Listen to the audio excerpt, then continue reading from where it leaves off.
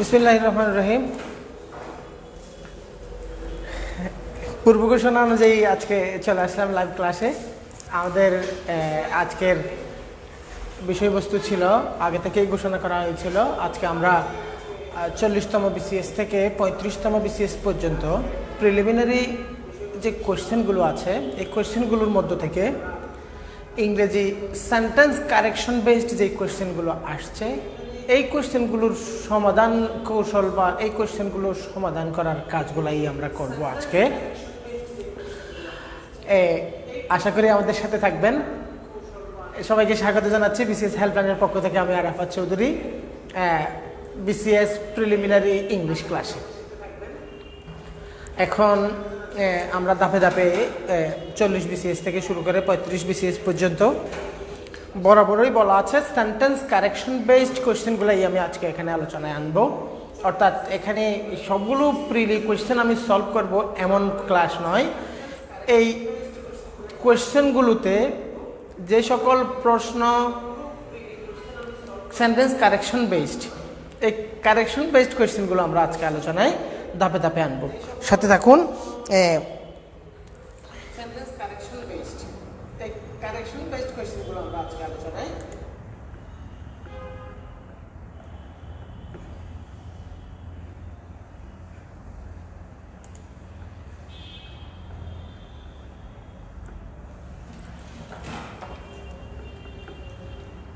আমরা একটা কোয়েশ্চেন নিয়ে ধাপে ধাপে আলোচনা করব। আমার সাথে থাকুন। আমি কোয়েশ্চেন একটা লিখব এবং ওই কোয়েশ্চেনের ব্যাখ্যা দিব। আমি জাস্ট আপনারা কমেন্টের মধ্যে আমার প্রশ্নগুলো আমাকে জানাবেন, প্রশ্নের উত্তরগুলো। এই জন্য একটা সেট আপ দরকার।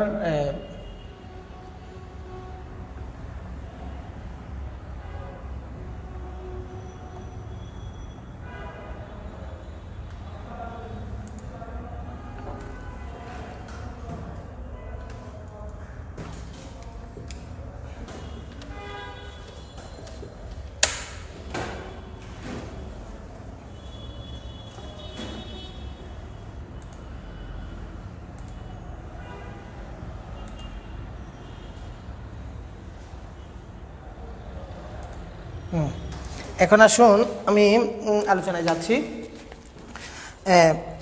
প্রথমে আমি একটা সেন্টেন্স লিখি। 40তম বিসিএস প্রিলির একটা কোয়েশ্চেন। এই কোয়েশ্চেনটা আমি আগে লিখি, তারপর আমরা ব্যাখ্যায় আসব। প্রথমে দেখেন কোয়েশ্চেন নাম্বার 1। আচ্ছা, এখানে এই কোয়েশ্চেনের মধ্যে কোয়েশ্চেনটা ছিল ফিল ইন দ্য ব্ল্যাঙ্ক। আচ্ছা, এটা ছিল কোয়েশ্চেন এবং সেন্টেন্সটা ছিল you may go for a walk. You may go for a walk. তারপরে আমি নিচের লাইনে লিখি if you feel dash it। এরপরে এখানে অপশন ছিল about, অপশন বি ছিল on, অপশন সি হচ্ছে লাইক এবং অপশন ডি হচ্ছে ফর। এই চারটা অপশন, এই চারটা অপশন থেকে আমরা উত্তর বের করব এবং এই ধরনের কোশ্চেন কিভাবে সলভ করব তা নিয়ে আমি কথা বলছি।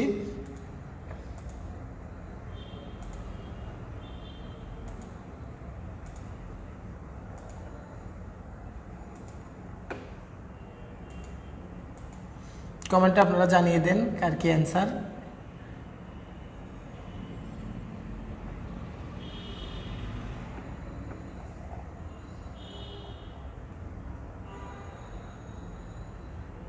আমি কমেন্ট এখনো পাচ্ছি না।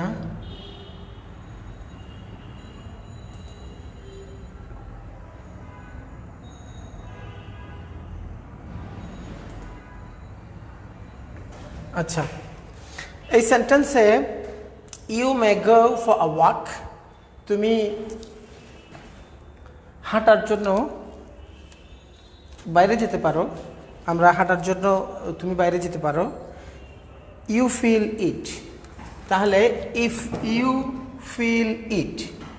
আচ্ছা, এখানে ইফ আছে।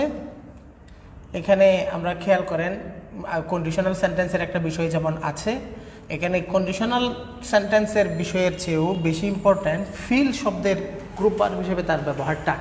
তাহলে আমরা এখানে মার্ক করলাম ফিল শব্দটাকে। ফিল, এই ফিল শব্দটার পরে যখন আমরা লাইক বসাই তাহলে পরে এটার অর্থ হয় ইচ্ছে করা। তাহলে ফিল লাইক, ফিল লাইক শব্দের অর্থ হচ্ছে কি ইচ্ছে করা।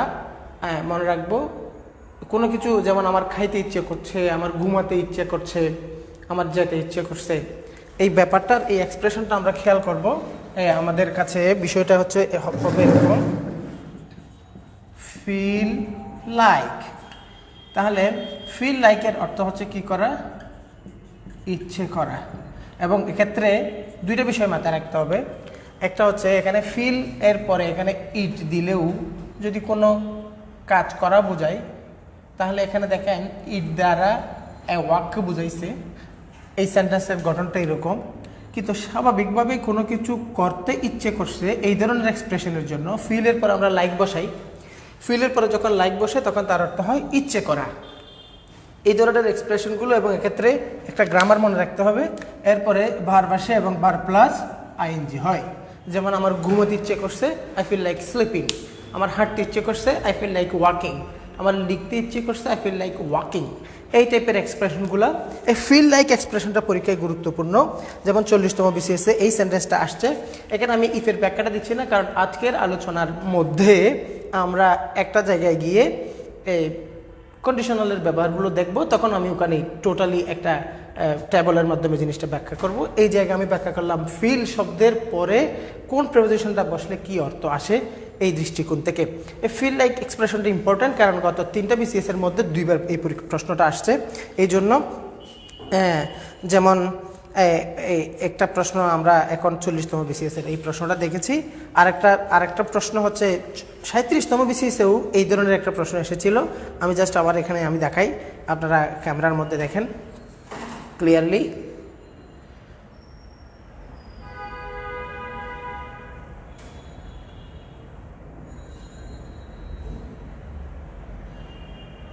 হ্যাঁ, তাহলে the family doesn't feel going outing this season. তাহলে ফিল এর পরে একটা গ্যাপ আছে, এই গ্যাপের পরে ফিল লাইক। তাহলে এখন আমরা দেখতে পাচ্ছি আরেকটা এক্সপ্রেশন। আমি ওই সেন্টেন্সটাও লিখে দেখাই। এই সেন্টেন্সটাতে আমরা দেখতে পাচ্ছি এটা এই প্রশ্নটা ছিল 40তম বিসিএস। তাহলে এখানে আমি বললাম the family doesn't feel dash, এইটুকু আমি লিখলাম। এখানে এটা হচ্ছে কোয়েশ্চেন নং 2, এবং এই কোয়েশ্চেনটা আসছিল 37তম বিসিএসে। তাহলে দেখেন the family doesn't feel like, এরপর আসছে কি going outing dot dot dot. তাহলে পরে ফিলের পরে এখানে অপশন ছিল ইন, অপশন ছিল অন, অপশন ছিল লাইক, এবং অপশন ছিল অফ। তাহলে এখন দেখেন খেয়াল করেন দ্য ফ্যামিলি ডাজন্ট ফিল, এখানেও আমরা ফিল শব্দটা পেয়েছি, এবং এই ফিল শব্দের অর্থ হবে এখানে ইচ্ছে করা। তাহলে একটু আগে আমি দেখিয়েছিলাম ফিলের পরে ভার্ব আসবে, ফিল লাইক একটা এক্সপ্রেশন। তাহলে এখানে আমি লাইক বসালাম, ফিল লাইক একটা এক্সপ্রেশন, এই এক্সপ্রেশনের পরে ভার্ব আসলে ভার্ব প্লাস আইএনজি হয়। তাহলে এটার অর্থ হচ্ছে ইচ্ছে করা। এই হচ্ছে কথা। তাহলে আমরা 1 এবং 2 নম্বর কোয়েশ্চেন সলভ করলাম। তাহলে 37তম বিসিএস এবং 40তম বিসিএস পরপর দুইবারই ফিল লাইক এই এক্সপ্রেশনটা আসছে। আরও একবার মনে করিয়ে দিচ্ছি, ফিল লাইক এই এক্সপ্রেশনটার অর্থ হচ্ছে ইচ্ছে করা। হ্যাঁ, তাহলে আই ফিল লাইক ওয়াকিং, আমার হাঁটতে ইচ্ছে করছে, আমার খাইতে ইচ্ছে করছে, আই ফিল লাইক ইটিং। মনে রাখবো ফিল লাইকের পরে ভার্ব আসলে ভার্ব প্লাস আইএনজি হয়। খুব সিম্পল জায়গা ছিল। তাহলে দুইটা সেন্টেন্স আরেকবার চোখ বুলিয়ে নেন। একটা সেন্টেন্স হচ্ছে এখানে ফিল লাইক বসিয়েছি 37তম বিসিএস এর প্রশ্ন। আরেকটা সেন্টেন্স হচ্ছে এখানে you may go for a walk if you feel it. তাহলে if you feel like it, তোমার যদি ইচ্ছে করে তাহলে তুমি বাইরে হেঁটে আসতে পারো, এই ধরনের কথা। তাহলে এই দুইটা প্রশ্ন আমরা খেয়াল করলাম। এরপরে আমরা চলে যাই পরবর্তী প্রশ্নে। পরবর্তী প্রশ্নে আমরা দুইটা প্রশ্ন সলভ করলাম।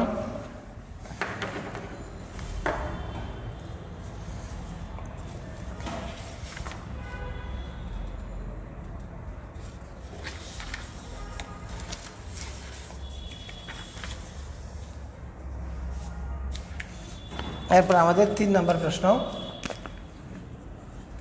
3 নম্বর প্রশ্নের মধ্যে আমরা লিখছি had I known you were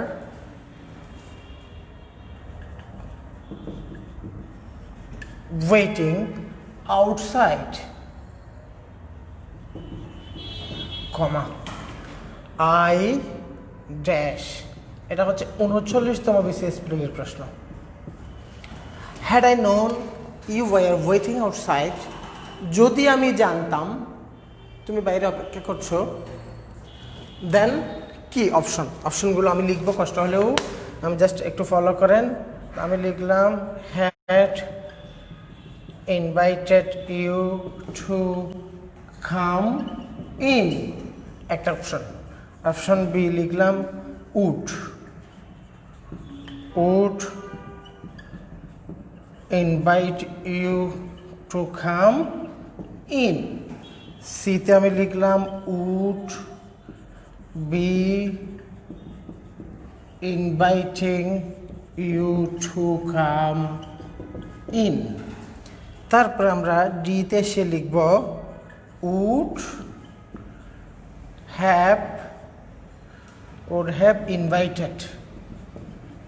have invited you to come in, 4টা অপশন আমি লিখেছি, আশা করি সবাই দেখতে পাচ্ছেন। তাহলে had I known you were waiting outside I dash, তাহলে এখানে 4টা অপশন থেকে আমরা বিচার করি। I had invited you to come in, একটা অপশন। আবার লিখলাম I would invite you to come in, would be inviting you to come in, would have invited you to come in, তাহলে I would be, I would have, এই যে 4টা option আছে, এই অপশনটা ক্লিয়ার করার জন্য এই টাইপের কোয়েশ্চেন কিন্তু বিসিএস প্রিলিমিনারিতে আগে অনেকগুলো প্রশ্নে আসছে। যেহেতু আজকে আমরা একটা বাউন্ডারি স্পেসিফিক করেছি, আমরা 40 থেকে 35 পর্যন্ত কোয়েশ্চেনগুলো সলভ করব। এখান থেকে আমরা এই কন্ডিশনালের 2টা কোয়েশ্চেন পেয়েছি। কোয়েশ্চেন 1 ছিল ইফ এর কোয়েশ্চেন, এবং কোয়েশ্চেন 3 এটাও ইফ বেসড কোয়েশ্চেন। তার মানে এই জায়গাতে যেমন ফিল লাইক এই এক্সপ্রেশনটা যেমন 35 থেকে 40-এর মধ্যে 2বার আসছে, কন্ডিশনাল সেন্টেন্সকেও আমরা 2বার পেয়েছি এই কোয়েশ্চেনগুলোর ভেতরে। এই জন্য কন্ডিশনাল বা ইফ এক্সপ্রেশনগুলো আমরা আনবো। এখন আপনি আমাকে প্রশ্ন করবেন এখানে কোথাও আমি ইফ দেখতে পাচ্ছি না, ইফ কেন আনছেন? এই জায়গাটা কন্ডিশনাল থেকে আসছে। আমি প্রথমে কন্ডিশনাল কী জিনিস এই জায়গাটা একটু ক্লিয়ার করি, তখন তারপরে আমরা এই জায়গার সলিউশনে আসব। সবাই খেয়াল করেন, আমি এই দিকে যেহেতু লিখবো আমি একটু বড় করেই লিখবো। এটা 3 নম্বর কোয়েশ্চেন ছিল আমাদের। দেখেন আমি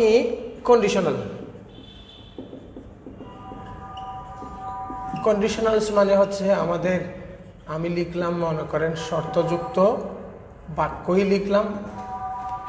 আমি প্রথমে একটা ব্যাকগ্রাউন্ড বলি, এটা আগে খেয়াল করেন। শর্তযুক্ত বাক্য বা বক্তব্য, আমরা যখন কথা বলি বা কোনো কথা লিখি, আমাদের যদি অর্থে প্রকাশের জন্য আমাদের কাছে ইংরেজিতে কিছু এক্সপ্রেশন আছে। প্রথমে খেয়াল করেন, যদি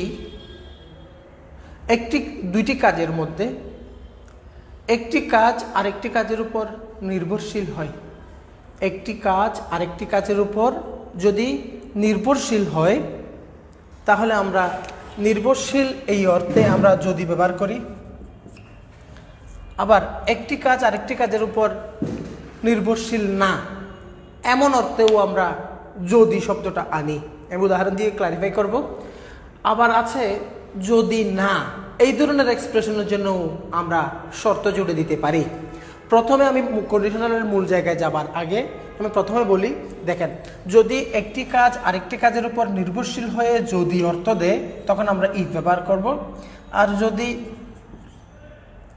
আমরা একটি কাজ আরেকটি কাজের উপর, দেখেন আমি লিখলাম আনলেস, এটা একটা শব্দ। তারপরে হচ্ছে আরেকটা শব্দ আমি পাশাপাশি লিখলাম, সেটা হচ্ছে ইন কেস। তাহলে 3টি শব্দ পেলাম। একটি কাজ আরেকটি কাজের উপর নির্ভরশীল হয়ে যদি অর্থে ইফ বসে, একটি কাজ আরেকটি কাজের উপর নির্ভরশীল না কিন্তু অর্থের মধ্যে যদি কথাটা আছে, এই ধরনের এক্সপ্রেশনের জন্য আমরা ইন কেস বসাবো, আর যদি না এই অর্থে আমরা আনলেস বসাই। তিনটি কথাই পরীক্ষার জন্য ইম্পর্ট্যান্ট। তাহলে পরে যেমন আমি যদি বলি তুমি যদি আমাকে বইটি দাও আমি তোমাকে 100 টাকা দিব, তাহলে এখানে বই দেওয়াটা 100 টাকা দেওয়ার উপর নির্ভরশীল। তাহলে একটি কাজ আরেকটি কাজের উপর নির্ভরশীল। তুমি যদি আমারে বইটি দাও, তাহলে যদি তোমাকে আমি বইটি 100 টাকা দিব, তাহলে 100 টাকা দেওয়াটা বই দেওয়ার উপর নির্ভরশীল, একটা অর্থ।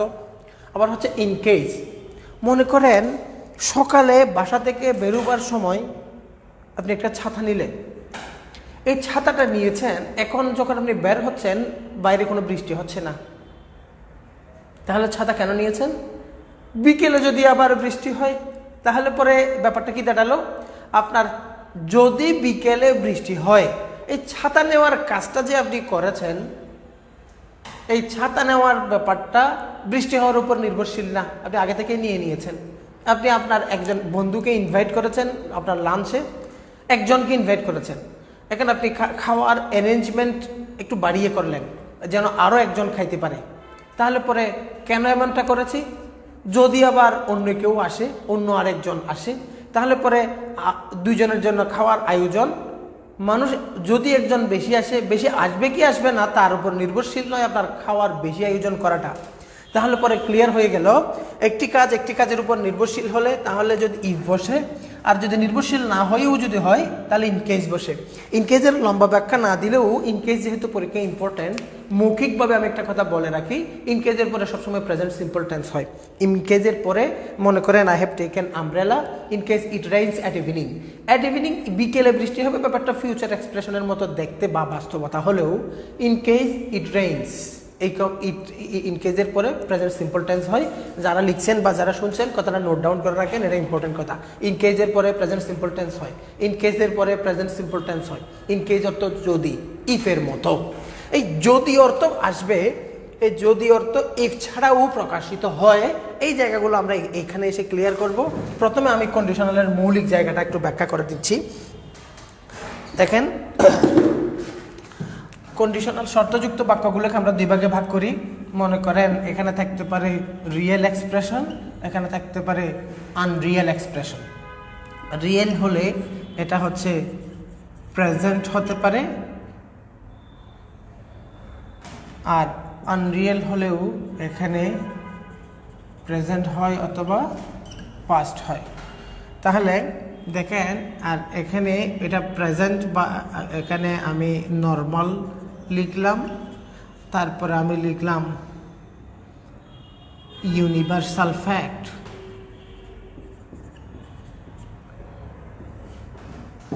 ঠিক আছে, এখানে এরপরে আমি লিখলাম ফিউচার। এই রিয়েল হতে পারে, আনরিয়েল হতে পারে। আনরিয়েল মানে হচ্ছে হাইপোথেটিক্যাল। শর্তযুক্ত যে সকল বক্তব্য ইংরেজিতে হবে, এই শর্তযুক্ত বক্তব্যগুলোকে দুই ধরনের শর্ত থাকতে পারে। তুমি যদি আমাকে বইটি দাও, তোমাকে আমি 100 টাকা দিব। বই দেওয়া এবং টাকা দেওয়া দুইটা কাজই রিয়েল, প্রুভেবল, এই জন্য এগুলাকে আমরা রিয়েল কন্ডিশনাল বলি। আবার কিছু এক্সপ্রেশন আছে যে এক্সপ্রেশনগুলো unreal, hypothetical, contrary to fact, contrary to reality, অবাস্তব, বাস্তবায়ন করা যায় না, এমন কিছু শর্তযুক্ত বক্তব্যও কিন্তু আমরা দেখি।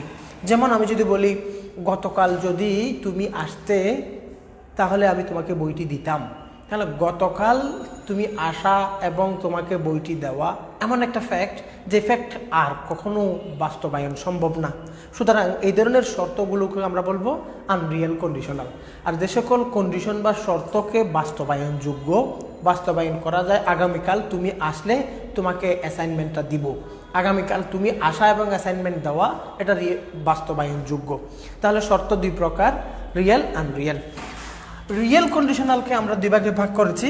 এখানে আমি তিনটা শব্দ লিখেছি, প্রেজেন্ট অথবা নর্মাল, তারপরে ফিউচার, এখানে লিখেছি ইউনিভার্সাল। এখানে দেখেন universal fact, scientific truth, habitual fact, just একটা নাম লিখলাম। এই টাইপের এক্সপ্রেশনগুলো, এই এক্সপ্রেশনগুলোকে প্রকাশের ক্ষেত্রে এটা আমি জাস্ট মুছে ফেলবো, আমি আবার লিখবো প্রয়োজনে। আমি জাস্ট আমার বক্তব্যটা কন্ডিশনালগুলোকে ক্লিয়ার করে নিই। প্রথমে শর্তযুক্ত বাক্য দুই প্রকার, রিয়েল, আনরিয়েল। রিয়েল আমি জাস্ট একটা নাম্বার দিলাম, নাম্বার 1। আমি খুব সিম্পলি এক্সাম্পলের মধ্যে এই জিনিসগুলো ক্লিয়ার করব, স্ট্রাকচার একবার, এক্সাম্পল একবার লম্ব করব না। ভালোভাবে খেয়াল করেন, কন্ডিশনাল যেমন 35 থেকে 40 পর্যন্ত কন্ডিশনাল থেকে 2বার প্রশ্ন আসছে। আজকে একবার শুনবো, আর কেউ আমার বক্তব্যের সাথে আপনি লিখতেও পারেন অথবা পরে জিনিসটা নোট ডাউন করে নিতে পারেন। প্রথমে আসেন, যে সকল বক্তব্য স্বভাবত সাধারণত যে সকল কথায় আমরা শর্ত জুড়ে দেই, এই সকল এক্সপ্রেশনগুলোকে আমরা প্রকাশের জন্য কিভাবে করব। দেখেন এখানে দুইটা পার্ট থাকবে, একটি থাকবে ইফ ক্লজ আর একটি থাকবে মেইন ক্লজ। অর্থাৎ শর্তযুক্ত বক্তব্যগুলোকে আমরা ইফ দ্বারা প্রকাশ করি। এই জন্য আমরা প্রথমেই এই যে ক্লজে ইফ থাকবে তাকে আমরা ইফ ক্লজ বলবো। তাহলে আমি বললাম if you meet me tomorrow, সংক্ষেপে লিখছি, if you meet me tomorrow I will offer you a cup of coffee, লিখলাম। এই ধরনের এক্সপ্রেশনগুলোতে জাস্ট আমি এক্সাম্পলের মধ্যে খেয়াল করতে বলবো, এখানে একটা প্রেজেন্ট সিম্পল টেন্স ব্যবহার করেছি, এখানে একটা ফিউচার সিম্পল টেন্স ব্যবহার করেছি এবং এখানে টুমোরো লিখেছি। তাহলে আমি আরেকটা সেন্টেন্স লিখলাম, if she visits me today, I must return the বুক। এখানে আমি লিখলাম ভিজিট মাস্ট রিটার্ন। তাহলে মাস্টের জায়গায় আমি লিখলাম আই উইল রিটার্ন। এখন কথা হলো, সচরাচর যে কোনো এক্সপ্রেশন তা বর্তমান হোক বা অতীত হোক, সচরাচর যে কোনো এক্সপ্রেশন বর্তমান হোক বা অতীত হোক, এই ধরনের কথায় যদি শর্ত আসে, জাস্ট একটা কথা মাথায় রাখবো, সেটা হচ্ছে ইফ যুক্ত অংশে প্রেজেন্ট সিম্পল টেন্স হবে আর মেইন ক্লজ যেটা থাকে তা ফিউচার হবে। এখন এই জায়গায় আপনার যে জায়গায় ভুল হবে সেটা হচ্ছে এখানে টুমোরো আছে, টুমোরো থাকার কারণে ইফ যুক্ত অংশে আপনি উইল বসাবেন কি না। মনে রাখবেন, যদি কোনো কারণে দুইটি এক্সপ্রেশনই ফিউচার হয়, আগামীকাল যদি তুমি আমার সাথে দেখা করো, তোমাকে আমি এক কাপ কফি খাওয়াবো, এখানে তোমার সাথে আমার দেখা করা আগামীকাল হবে, আবার তোমার কফি খাওয়ানো এই ব্যাপারটাও আগামীকালকের বিষয়। যেহেতু দুইটি কাজই আগামীকাল ঘটবে, তাহলে দুই অংশে আপনি ফিউচার ব্যবহার করার একটা টেন্ডেন্সি আপনার কাজ করতে পারে। রিমেম্বার, এই ভুল করা যাবে না, কারণ হচ্ছে একটা স্ট্রাকচার হিসেবে মনে রাখবেন ইফ ক্লজে উইল হবে না, অর্থাৎ ইফ ক্লজটা সবসময় প্রেজেন্ট টেন্স হবে, বাকিটা হবে ফিউচার সিম্পল। তাহলে পরে এই টাইপের যে কোনো এক্সপ্রেশন তোমরা যদি আজকে পৌঁছাও, তাহলে আমি তোমাদেরকে খাওয়াবো। তাহলে ইফ ইউ রিচ টুডে, আজকে যদি তোমরা পৌঁছাও, আই উইল ফিড ইউ, যে কোনো কিছু। আচ্ছা, তাহলে পরে if she visits me today, আজকে যদি সে আমার কাছে আসে, আই মাস্ট রিটার্ন দ্য বুক, অবশ্যই আমি তার বইটা ফিরিয়ে দিব, আই উইল রিটার্ন দ্য বুক, অথবা আমি তার বইটা ফিরিয়ে দেবো।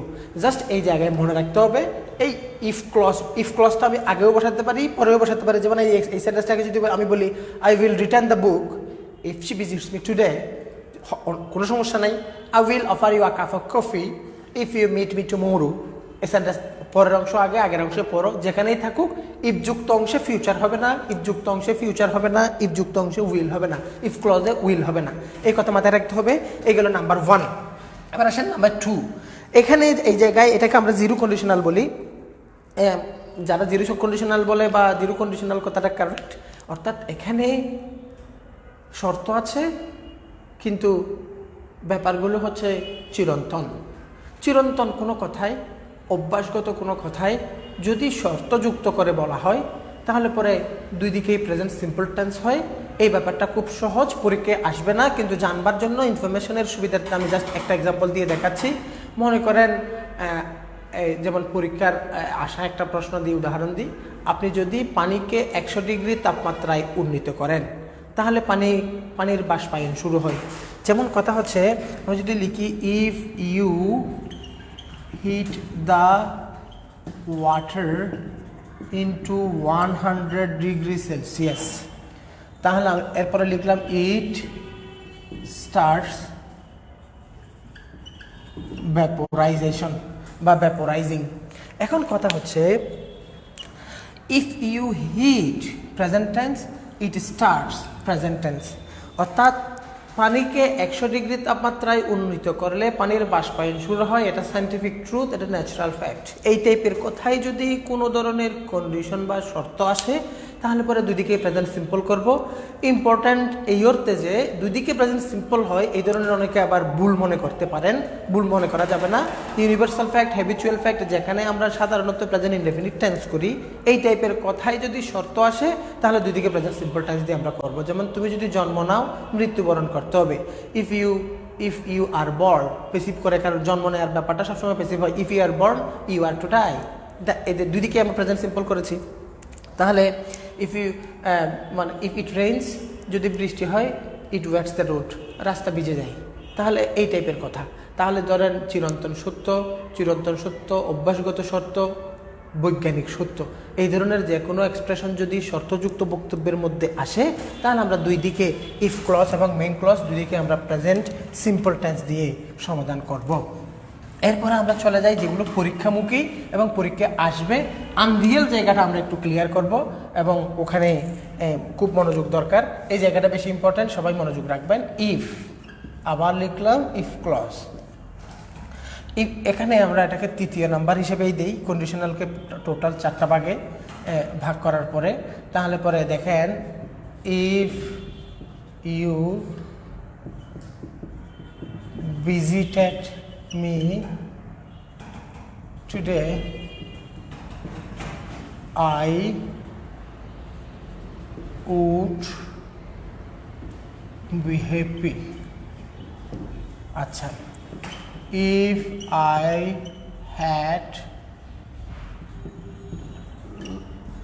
I had enough money, I লিখলাম might help you. আচ্ছা, if I were the boss, I could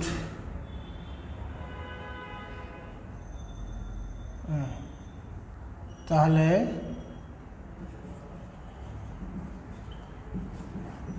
punish you। 3টে সেন্টেন্স লিখলাম, আমি জাস্ট পড়ে শোনাচ্ছি। If you visited me today, মন দিয়ে শুনেন, today visited, I would be happy. If I had enough money, I might help you. If I were the boss, I could punish you. তাহলে এখানে আমি জাস্ট একটা কাজ করলাম, নাও সময় উল্লেখ করে দিলাম। রিমেম্বার, এই যে এই 2টা পয়েন্ট পরীক্ষা ইম্পর্টেন্ট, আগের 2টা পয়েন্টের চেয়ে এই 2টা পয়েন্ট পরীক্ষা ইম্পর্টেন্ট। অবাস্তব কোনো কথা, বর্তমানে টুডে, বর্তমান। এখন কথাটা হচ্ছে, if you visited me today, আজকে যদি তুমি আমাকে দেখতে আসতে, আমার ভালো লাগতো, আমি খুশি হতাম। আই উড বি হ্যাপি, আমি খুশি হতাম।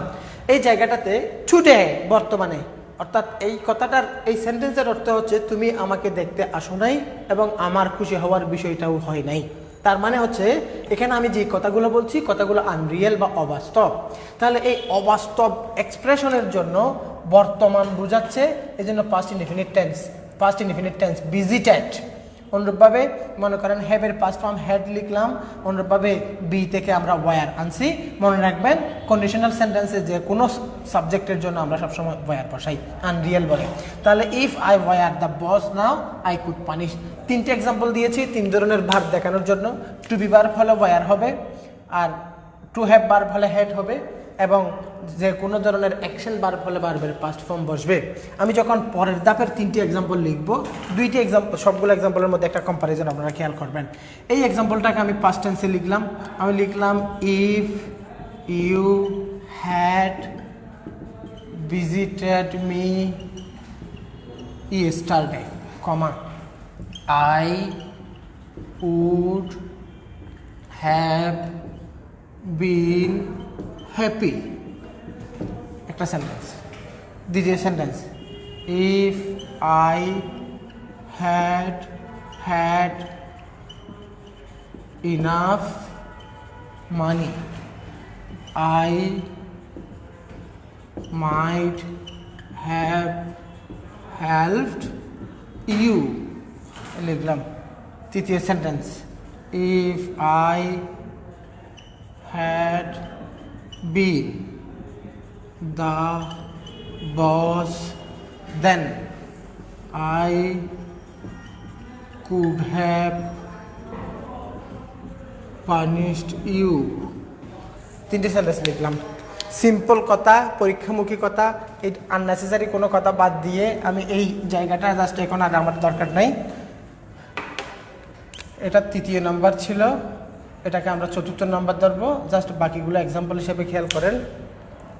যখন এখানে টুডে ছিল তাহলে আমরা পাস্ট ইনডেফিনিট করেছি। টুডে যখন ইয়েস্টারডে হয়েছে পাস্ট পারফেক্ট করেছি। সিম্পল হিসাব। যখন যখন এটা কোনো সময় ছিল না, তার মানে এটা প্রেজেন্ট অবস্থার মধ্যে পাস্ট ইনডেফিনিট করেছি।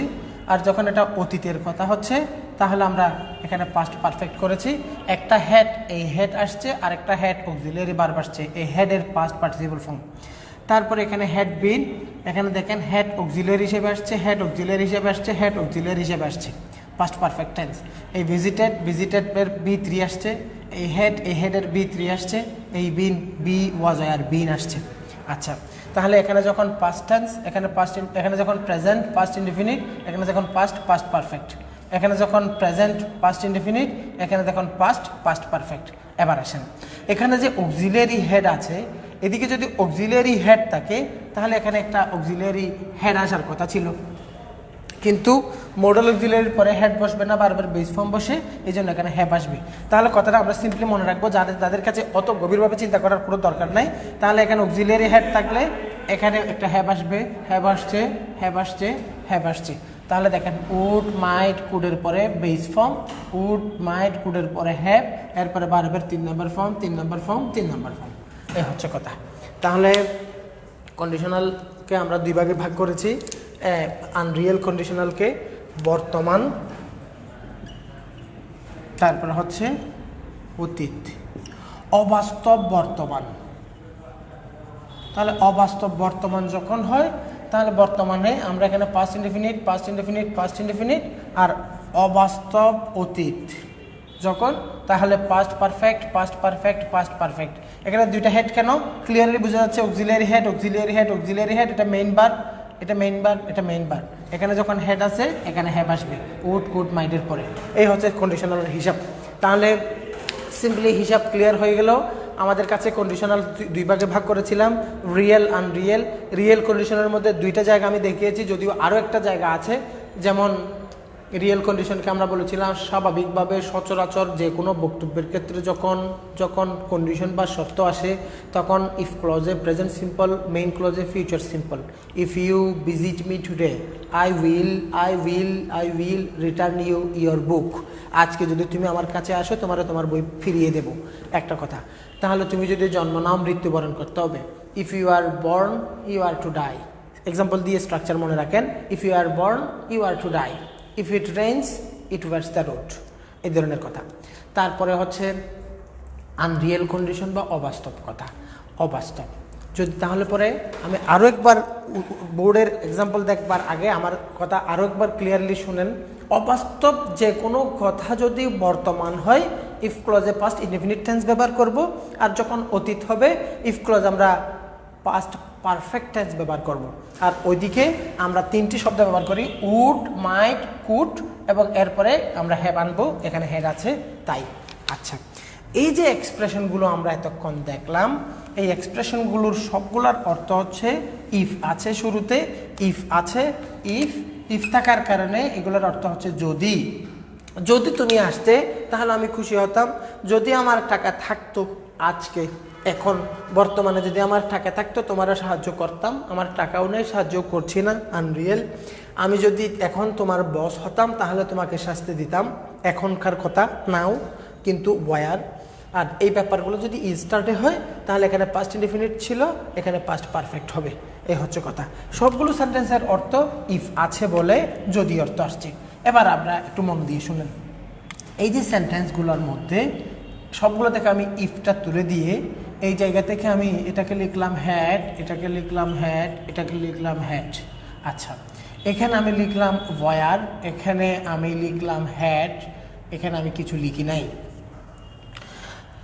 এই এক্সপ্রেশনগুলো থেকে যখন এই যে শুরুতে আমাদের কাছে এই জায়গায় ইফ ছিল, ইফ তুলে দিয়ে এই জায়গার অক্সিলিয়ারি ভার্বটা, অক্সিলিয়ারি ভার্ব হেড শব্দটাকে আমি বাক্যের শুরুতে নিয়ে আসি সাবজেক্টের আগে, অনুরূপভাবে ওয়ারকে আমি এখানে নিয়ে আসছি, হেডকে আমি এখানে নিয়ে আসছি।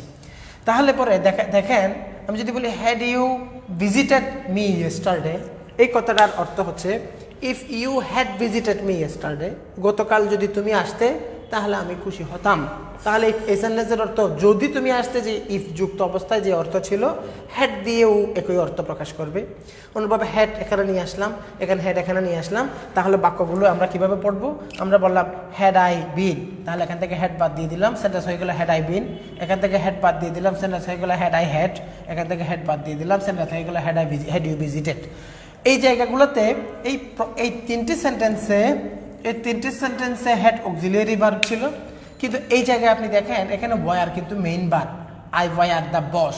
এখানে মেইন ভার্ব হওয়া সত্ত্বেও তারা আপনি আনতে পারেন war I the boss.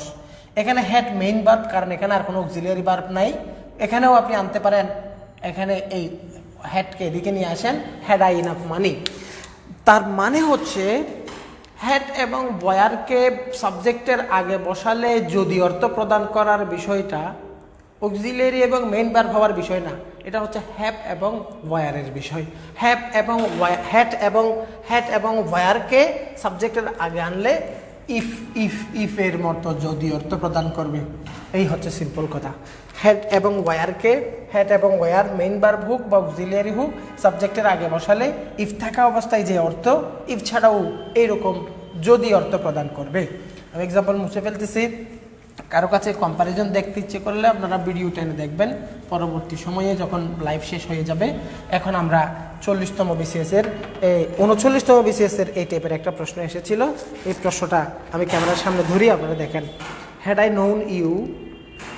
Known you were waiting outside, আমি যদি জানতাম আপনি বাইরে অপেক্ষা করছেন, আই ড্যাশ, তাহলে এখানে হ্যাড আই নোন, তাহলে আপনারা এই সেন্টেন্সটাকে ইফ যুক্ত করে বসান, ইফ আই হ্যাড নোন। আমি লিখেই দেখাই, তাহলে had I known you were waiting outside, comma I dash. তাহলে একটু আগে দেখিয়েছিলাম এখানে হেড আসছে, এটা সাবজেক্ট, তাহলে এখানে সেন্টেন্সটাকে যদি আসলে সেন্টেন্সটা ছিল ইফ আই হ্যাড নোন, তাহলে ইফ আই হ্যাড নোন যে অর্থ প্রদান করে, হ্যাড আই নোন একই ধরনের অর্থ একটু আগে আমরা দেখলাম হ্যাড আই নোন। তাহলে আমরা একটা শর্ত পেয়ে গেছি, তাহলে এখানে হেড শব্দটা অক্সিলিয়ারি, তাহলে এখানে বাকি অপশনগুলোর মধ্যে অবশ্যই আমরা দেখেন, এবার অপশন আপনারা খেয়াল করেন, had invited you to come in, তাহলে এখানে একবার হ্যাড এখানে আসবে না, দেখেন। তারপর আমরা লিখলাম উড, তারপরে লিখলাম invite you to come in, তারপর আমি লিখলাম would be inviting you dot, তারপর আমি লিখলাম would have invited you to come in. তাহলে এখানে কথা হলো এই যে সেন্টেন্সগুলোতে আপনি দেখতে পাচ্ছেন, তাহলে এই আমি এখানে বলেছিলাম, তাহলে আমি এটা সেন্টেন্সটা হচ্ছে ইফ আই হ্যাড, এখানে অক্সিলিয়ারি হ্যাড থাকলে এখানে অক্সিলিয়ারি হ্যাভ আসবে, তাহলে সেন্টেন্সটা কি দাঁড়ালো, if I had known you were waiting outside, আমি যদি জানতাম আপনি বাইরে অপেক্ষা করছেন, I would have invited you to come in, আমি আপনাকে ভেতরে আসার আমন্ত্রণ জানাতাম। তাহলে কথা হচ্ছে এই জায়গাগুলো এটাতে কেন ভুল, প্রথমে কেন ভুল ব্যাপারটা বের করেন। তাহলে এখানে হেড আসছে, এখানে অক্সিলারি হেড আসলে এদিকে হেড আসবে, এমন স্ট্রাকচার আমরা পাই নাই, কারণ কন্ডিশনালের মধ্যে আমাদের কাছে উড কুড মাইট আসবে, সুতরাং এটা নয়। এখানে উড আছে, উডের পরে বেস ফর্ম, উডের পরে বেস ফর্ম থাকলে এদিকে অক্সিলিয়ারি আছে, এখানে কিসের গ্যাপ আছে, এখানে হওয়ার কথা ছিল হ্যাভ এবং এটা হচ্ছে হওয়ার কথা ছিল এটা, যেটা হয় নাই, এই জন্য এই অপশনটাও ভুল। আচ্ছা, তারপর আসেন এখানে অপশন সিতে উড আছে, ঠিক আছে উড পেলাম, এটা শর্ত অনুযায়ী উড আসবে, কিন্তু এখানে বি আসছে, হেডের সাথে বি, এটা বেমানন, এই জন্য এই অপশনটা ভুল। তাহলে কারেক্ট অপশন ছিল অপশন ডি। তাহলে আমরা 40তম BCS এর এই প্রশ্নটার মধ্যে আমরা পেয়ে গেছি।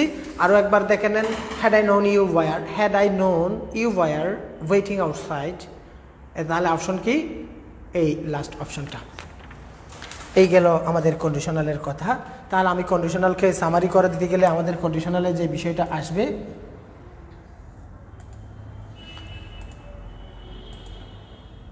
invite you to come in, তারপর আমি লিখলাম would be। তাহলে এরপরে আমরা পরের এক্সাম্পলে চলে যাই। আমরা 39তম BCS এর এই প্রশ্নটা আমরা দেখলাম। এরপরে কন্ডিশনালের আর কোনো কোয়েশ্চেন আমরা এখানে রাখি নাই। 1 নাম্বার কোয়েশ্চেন যেটা আমরা সলভ করেছিলাম, এই কোয়েশ্চেনটা আরও একবার আমরা দেখি।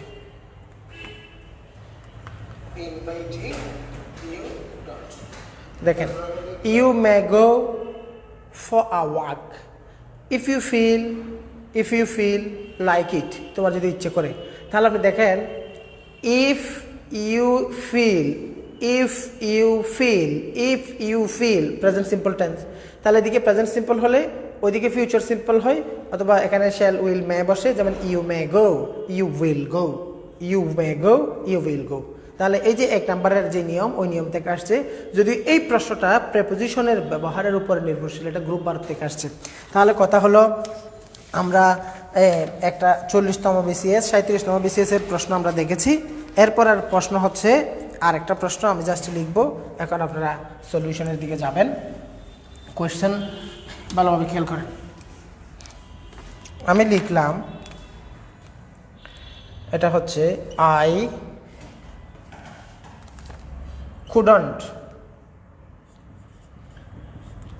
couldn't mend the computer.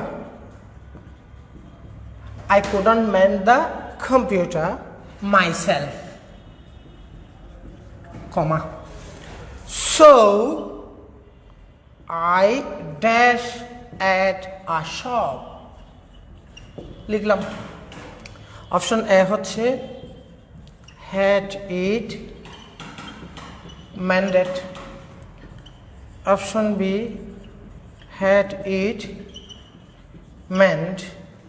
Option C, did it mend. এবং অপশন ডি, had mended। আগে অর্থ খেয়াল করব এবং এই টাইপের প্রশ্ন কীভাবে সলভ করবেন, এটাও কিন্তু পরীক্ষায় একাধিক প্রশ্ন আসে। পজিটিভ বার, এটা হচ্ছে 37তম BCS এর প্রশ্ন, 37তম BCS প্রিলিতে এই প্রশ্ন আসছে। তাহলে এই কন্ডিশনাল, তারপরে হচ্ছে